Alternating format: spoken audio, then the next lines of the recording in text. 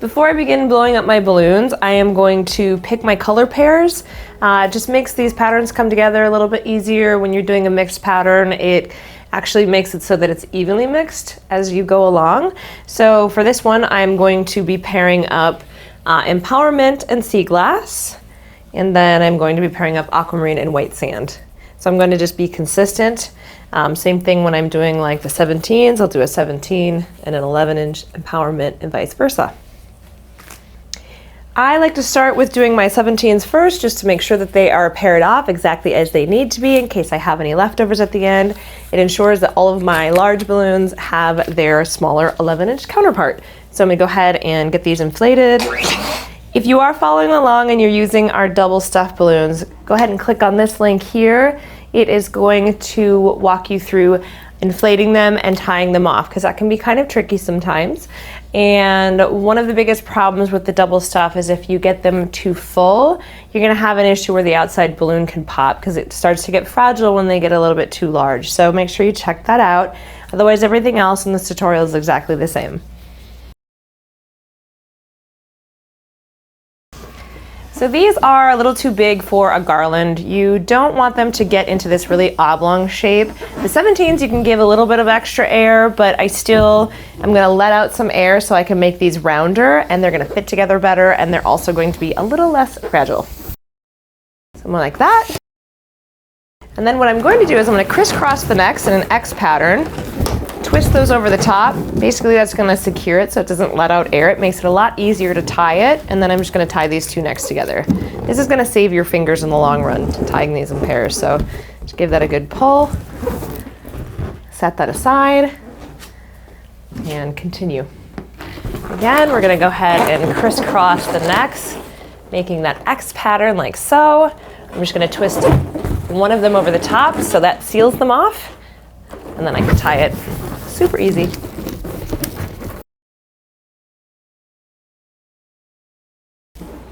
So here is our 24-inch balloon inflated. This one is a Battalatex one. So if you have them, they're going to be a little bit more round. If you do have them in the Tuftex brand, they do tend to be a little more oblong. And then you might want to inflate your 16, 17-inch ones just a little bit smaller just to give you more variance in size. It's totally a personal preference. We just don't have every color in these, and it's always going to be kind of a mix of different brands on that. So I'm going to do that, and then I'm going to go ahead and inflate my 11-inch pair. I'm going to go a little smaller on that one, and then same process, sort of. It's not as easy to crisscross and flip them, but I'm just going to take the 11 and tie it around that neck, like so. And then set these somewhere safe because you don't want them to pop because they are your statement pieces. So make sure that you have sharp objects picked up. And if you can, try to sweep and dust your floor because they are static clings and they will collect everything off the floor. So be prepared for that. Once they're hanging, you really can't see it.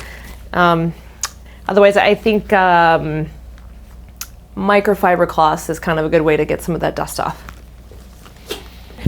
You do want to push your hand into the top of these when you're inflating them. You can do the same thing with the 16s and the 17s, but it really does matter with the 24s. It actually helps get them really round, and it's easier than trying to deflate them and push them into your side. They get a little big. All right, so now we are to our 11s, and you're going to want to kind of vary the size on these for this style of build because it just gives a little more like variation, gives a little more kind of organic flow and feel to the whole thing. So everything doesn't have to be super uniform. Just keep them kind of within that like nice range. Some can be a little bigger, some can be a little smaller. It does just kind of help with the overall kind of look.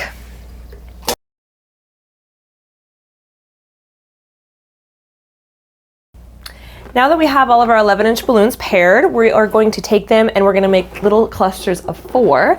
So one of each set, cross the neck, twist it around, and boom.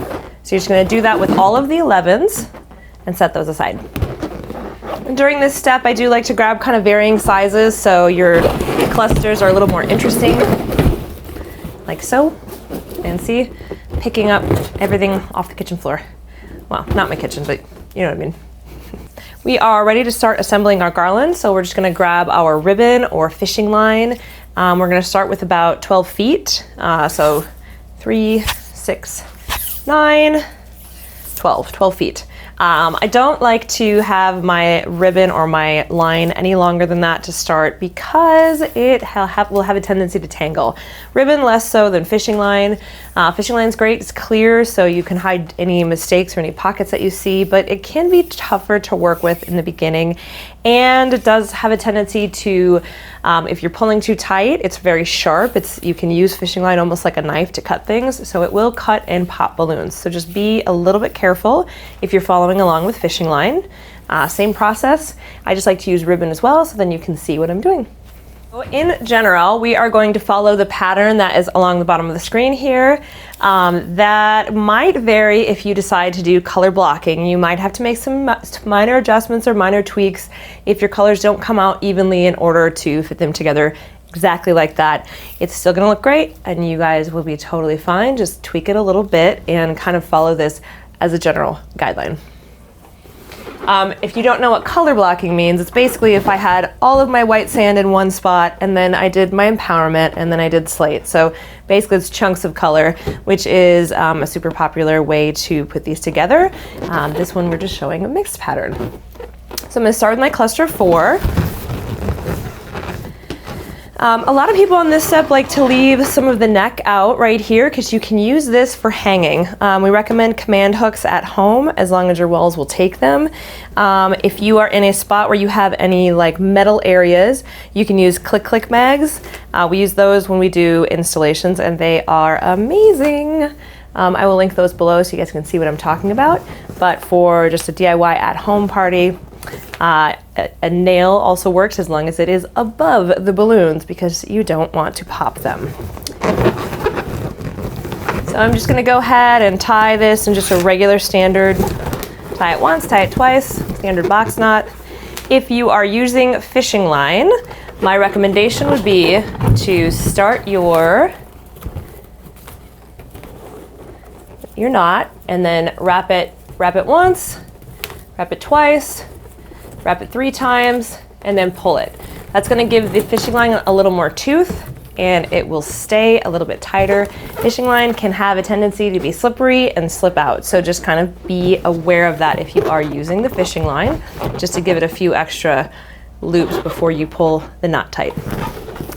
We will start with our 4 11-inch balloons, and then I'm just gonna go ahead and take one of my 16-11 pairs, push my thumb down so the neck kind of gets nice and tight in there, and then I'm just going to do a figure 8 like that. And then I'm going to come in, grab my other large set and kind of work it where I think it'll fit best, where I like the colors. Everything can be moved around later, so you can kind of twist things around. Woo! Come back.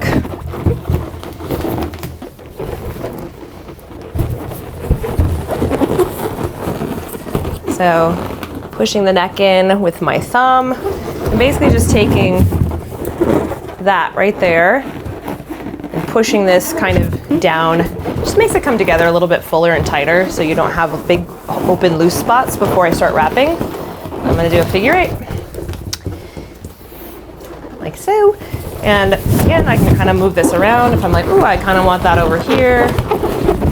You know, you can twist things around as needed, as you see fit. Sometimes I'll go around 3 balloons if I feel like I need it to be a little more secure, so that works as well. And so I have a set of 4, 116, 116, and I'm gonna do another set of 4. I refer to these as 16-inch balloons. It really depends on the brand. Qualitex is 16-inch, Toftex is 17-inch, Vitalitex is 18-inch. So they're gonna vary in size when you get them, just kind of be aware, that's why. Okay, again, I'm pushing the neck kind of down, and for this one I have 1, 2, 3. So I follow up my cluster of 4 with another 16. Like that. Go around twice.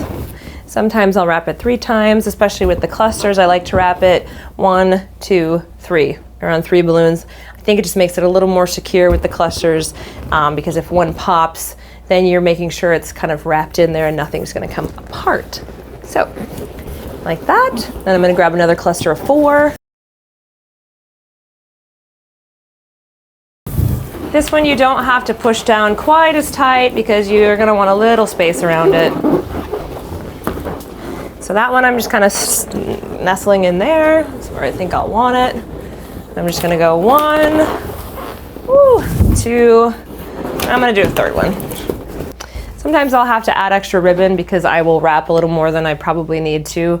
1 figure 8 generally is gonna be just fine. Like I said, I just do it on the 11-inch clusters just to give it 1 extra secure point. So for this, I probably did not have to go twice. I just sometimes get wrapping and forget what I'm doing, so it happens. All right, so now we're gonna be back to our 11-inch. We are gonna basically, at this point, repeat the pattern. So doing exactly the same until we get to the next 24-inch balloon. And I have that along the bottom here for you guys to follow along. I'm going to make sure that I'm using the same color pattern with my 17s. So I did sea glass, then I'll do turquoise, and then I'll do empowerment. Kind of makes it so that they're spread out evenly and you don't end up with all your turquoise on one end or vice versa.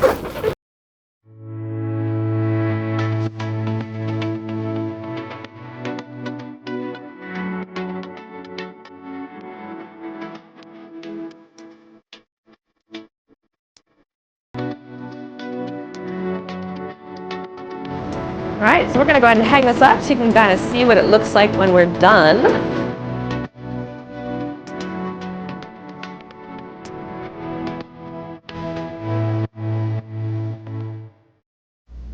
So here's just another shot of this, how you can kind of change it visually by stretching it out. The garlands all are very dependent on how they're strung together, how you're displaying them, how the balloons are bending. So length is kind of variable. It can be really variable depending on what you do with the balloons. In this step, I'm going to quick show you how to add a second mini garland onto the end, just to make that a little bit thicker. So if you have got bonus balloons, I'm just going to show you quick how to add some extra bulk around the bottom. So we're just going to make a secondary balloon garland, essentially. We're basically going to kind of follow the same steps, slightly different pattern. You can also take this and you could use this on like a sign, or we could kind of drape it around a chair, so you don't have to necessarily add it to the garland. There's a lot of other little fun spots you can put it on, but I'm just going to quick walk you through. Basically it's going to be the same assembly and you're just going to follow this pattern right here.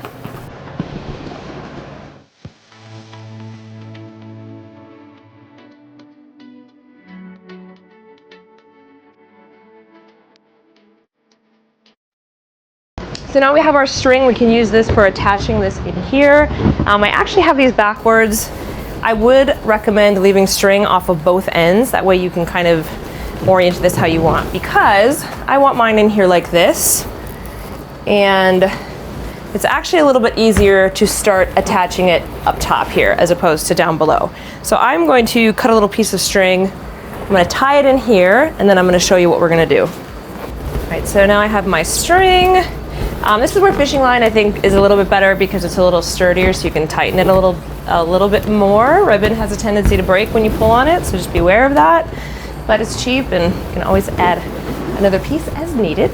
So I'm going to figure out where I want this. I'm going to attach it kind of in about this region. So I'm starting just below my first 24-inch balloon.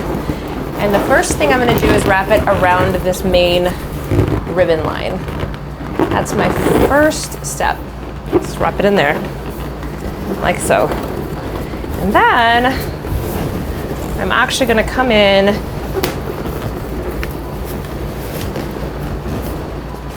and start figure eighting it back on the extra garland. So I'm just going to come in and go 1, I'm going to go 2, I'm going to go 3. And then I'm going to go back. I'm going to cross this back over around that line, like so. And because I have run out of length on my ribbon, I'm just going to tie this. So I'm going to get this nice and tight. I'm going to tie it. I can also add more string here, but this works just as well. So like that, easy peasy. And then around the bottom,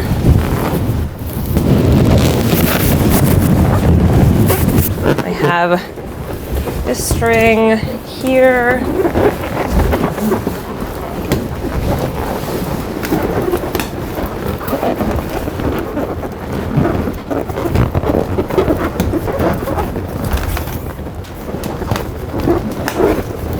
Same thing with the bottom string. I'm going around the main ribbon line here. I'm kind of tightening it in on itself. And then I'm going to start figure eighting, just wrapping kind of around some of these balloons. The ones that are sort of close by.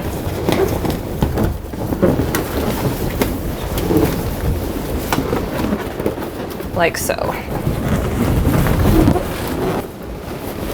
So just like that, very simple, with a few little wraps and moves, you can, let's do this because we want to see that.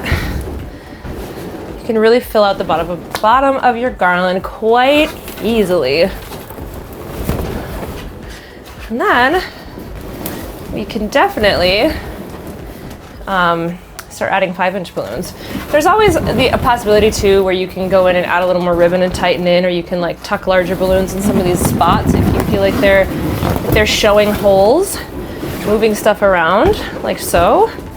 But that's kind of just a really quick, easy way of bulking out the sides of your garland.